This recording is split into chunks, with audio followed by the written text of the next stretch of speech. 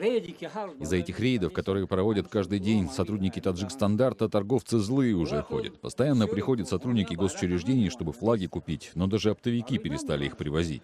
Саидакбар Удинаев в своем магазине продает канцелярские товары, портреты президента Эмомали Рахмона для кабинетов и флаги Таджикистана. Несколько дней назад сотрудники агентства Таджикстандарт конфисковали все флаги. По словам торговца, чиновники обосновали свои действия тем, что символ республики не соответствует стандартам. Хотя Саидакбар продает их уже более 10 лет. И раньше никаких претензий ни у кого не возникало. Когда товар привозят из Китая или из России или из другой страны, стандарты должны проверять на границе таможенники, а не мы, розничные продавцы. Таможня не должна пропускать такие флаги. Несоответствие государственного символа стандартам чиновники обнаружили только недавно, хотя в таком виде флаги используют более 2 десятилетий повсеместно.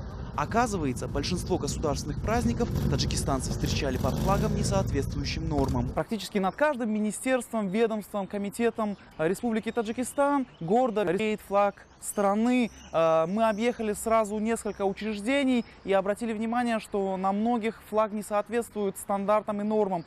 Что уж говорить, если главный флагшток страны высотой более 160 метров украшает флаг, чья корона выполнена неправильно.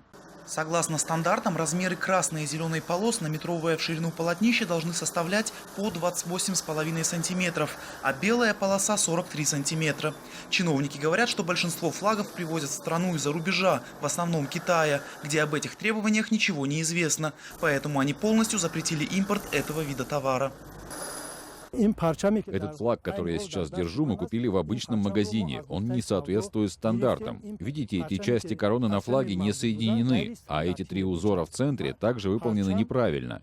Затем ткань. Флаг должен быть сделан только из хлопка или шелка. Возможно, что такие рейды на самом деле проводят, чтобы поддержать отечественного производителя. Китайские флаги Таджикистана стоят не более $1,5, когда такие же, но произведенные в республике, около 2,5. Местные предприниматели уверяют, что их флаги, оказывается, тоже не соответствуют нормам, хотя шаблоны были предоставлены Таджикстандартам.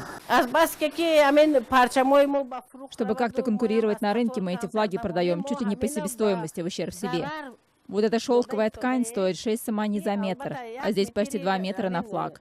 Плюс расходы на электричество, оплата труда. Приходится идти на это, чтобы не потерять рынок. Несмотря на то, что стандарт пытаются жестко контролировать, неизвестно, когда флаги, не соответствующие нормам, снимут с флагштоков госучреждений. Анушервон Арипов, Насим Исамов. Настоящее время. Таджикистан.